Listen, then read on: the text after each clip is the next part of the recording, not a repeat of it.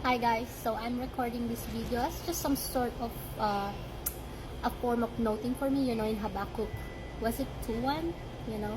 Write these things in a journal and all these things. So, and also for those who has been following me. So this is how it looks like. So, November, I met someone.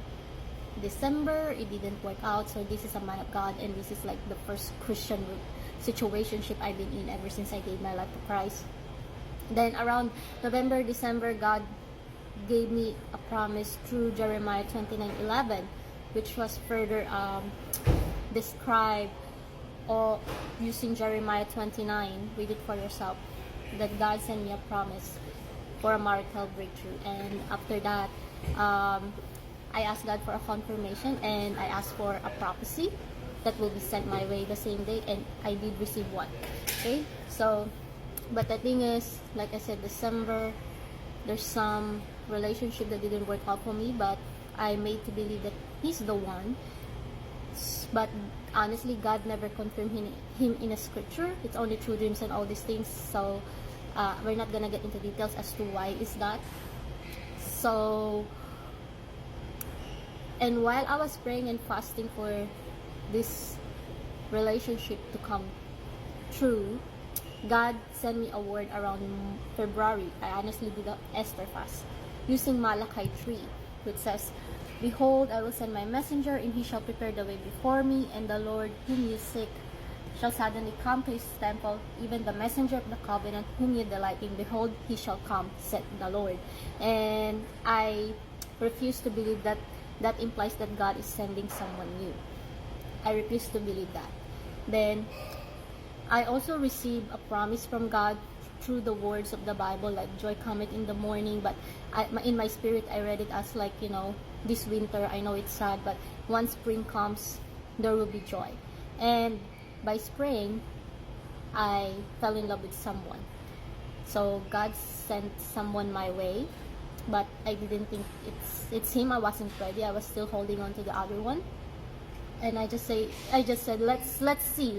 This guy is totally something that I wouldn't date. It's not my preference, it's not my type. But eventually, as time goes on, yeah, I saw some qualities in him that I really like.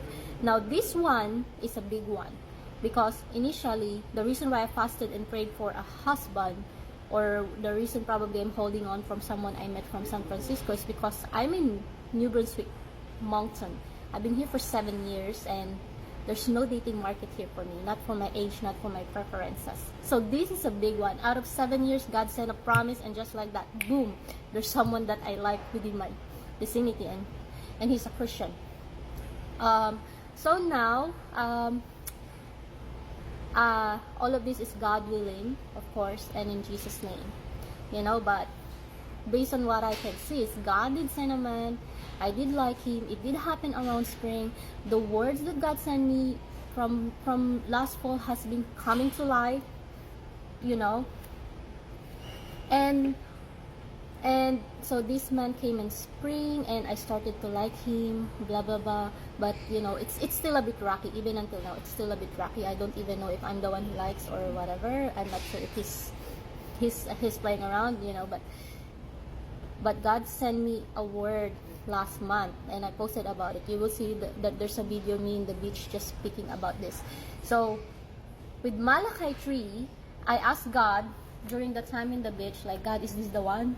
And then I randomly flipped my Bible. I was on the beach, and God sent me to Luke 7. And what caught my attention is the one from verse 18. Read it for yourself. This is where I asked God, is this the one? Is he the one? Because my prayer back in March when I was fasting was, God, if this guy from San Francisco is not the one, can you make sure that the next one I'm gonna fall in love with is my husband?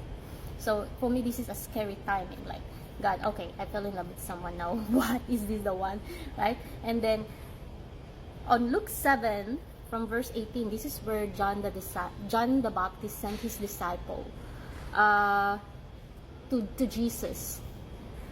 And if you get into the details, right, on verse 19, they use the word, "Art thou he that should come, or look we for another?" I'm like, wasn't I just asking you if this is the one, if this guy is the one? And if you go all the way down to verse 27, Luke 7 verse 27, and I mentioned that I was just that the preceding verse that God sent me that this will happen was Malachi 3:1. Read it for yourself, because they have the same wording as Malachi 3:1. In verse 27 it says, "This is he of whom it is written, Behold, I send my messenger before thy face, which shall prepare the way before thee." Now read Malachi 3:1, guys, and just see the wording. So this is all Holy Spirit. I have no idea, and I left it like that. And 1 month after, which is until yesterday, I still have doubts. Like, God, is this the one? Did I fall in love with the wrong one? And you just saw my video that I posted yesterday, and God sent me Haggai 2. Haggai 2, and we're basically focusing from verse 3. I don't know the significance of verse 1 to 3 yet, but from verse 3 to, I would say, verse 15. And if you read the verse, you will see points where God is saying, didn't you see how it was before? But look how is it now. So basically my complaint at God, you promised me you send me a husband, but no one, is totally invalid, because as of until February, you're praying for a husband. Then I sent you one in spring, and now, can't you see the progress? Can't you see the improvement? And then during these challenges, this is where God is saying, also in Haggai 2, I think verse 4, be strong, do not be afraid. On verse 5, that gave me the goosebump, because the word that was used by the Lord is, this is the promise that I sent you when I take you out from Egypt. And for me, my Egypt is my situation of having dead cycle of failed relationships. So God is like, this is the promise that I sent you, and that's very, very direct, very, very direct. And I'll be honest with you, when I asked God about the situation, I did use the same question as I did before I received Luke 7:18 to 27. I did use the same name of the person, saying, God, is this man the one?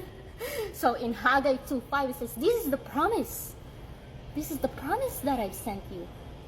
And if you saw in my video yesterday, I mentioned that I asked God, God, is your spirit in here? Because if this is not your promise, I don't think it's gonna work out. And still in verse 5, after God said that this is the promise, He said, my spirit is present among you. And then if you look at the rest of the verse, it's just beautiful, because this is where God is saying that my glory will fill this situation. Obviously, Haggai 2 is talking about rebuilding the temple of God, but the point is, my spirit is in this situation, my glory will fill this temple, and I think on verse 15 it says that I think it's in verse 9, it says that the former glory of this temple or this situation is nothing compared to the glory that it will receive now, and I will grant peace. Now that is very important to me, because yesterday I just posted something saying that, you know what, I want a relationship that is peaceful. I don't want many people involved with it. That means that means it's faithful, godly, fidelity, and all these things, and no people from outside trying to influence it. What God has put together, let no man put asunder. So for me, seeing that word saying I will grant peace, that's also another answer to my thoughts. And if you look further, I think in verse 15 of Haggai 2, that's where God says that from this day onwards, I will bless you. So that's like the timeline of when I received the promise of marital breakthrough, and God delivered when He said that He will send someone else, and someone did came, and I fell in love with. And now God is like confirming through Luke 7:18 to 27 and Haggai 2:1 to 15 that, look, this man you're talking about, he's the one. This is like, so again, for me, this means that God is confirming that that man is the one. But then again, God willing, and in Jesus' name. But all I'm saying, guys, if you don't know Jesus today, follow Him, give your life first to Him, because God said that the Father knows what we need before we ask Him. But seek first the kingdom of God and His righteousness, and all of this will be added unto you. And who knows, you're probably the next one who will be posting videos like this. God is good, guys. God bless. Bye.